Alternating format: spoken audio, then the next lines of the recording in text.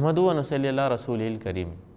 پچھلے ایپیسوڈ میں البر کی وسعت اور بلندی کے سلسلے میں گفتگو ہوئی تھی۔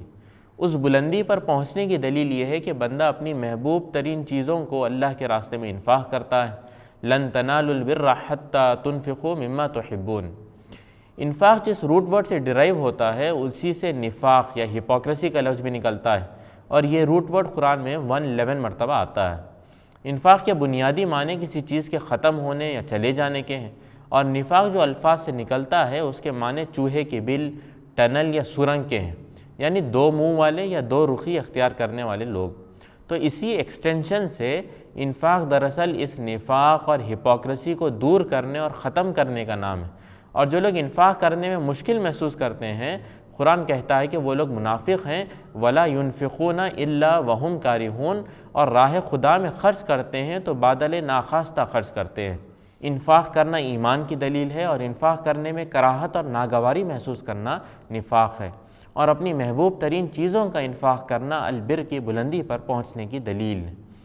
انفاق کے لٹرل معنی ختم ہونا، خرچ کرنا، بازار گرم ہونا، یعنی کچھ ٹرانزیکشن کی بات آ رہی ہے، مگر جب یہ اصطلاح قرآن میں آتی ہے تو یہ ٹرانزیکشن سے کمی نہیں ہوتی بلکہ اضافہ ہوتا ہے، یہاں تک کہ سورۃ البقرہ میں اللہ فرماتا ہے کہ اس انفاق کے بدلے اللہ تعالیٰ 700 گنا اضافہ کرے گا۔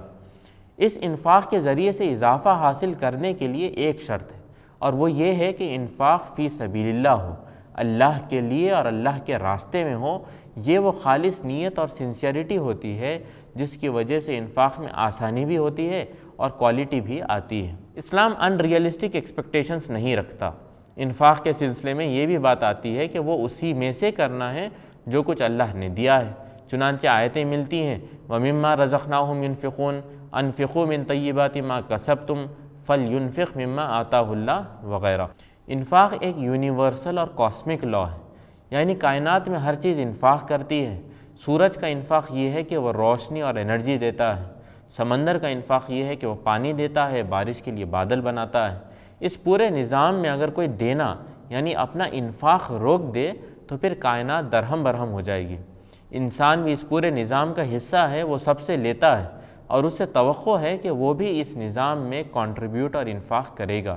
یا ایھا الذین آمنوا انفقوا من طیبات ما کسبتم ومما اخرجنا لکم من الارض، اے لوگو جو ایمان لائے ہو، انفاق کرو اس میں سے جو مال تم نے کمائے ہیں، اور اس میں سے بھی جو کچھ ہم نے زمین سے تمہارے لیے نکالا ہے۔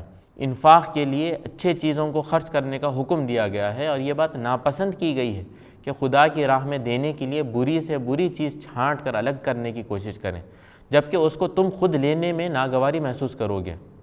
انفاق کے سلسلے میں بہت سارے فضائل اور فائدے احادیث میں بھی آتے ہیں۔ قرآن کہتا ہے کہ انفاق کرو اس سے پہلے کہ وہ دن آئے جب کوئی خرید و فروخت ہوگی، نہ دوستی کام آئے گی۔ یا ایھا الذین آمنوا انفقوا مما رزقناکم من قبل ان یأتی یوم لا بیع فیہ ولا خلۃ ولا شفاعۃ۔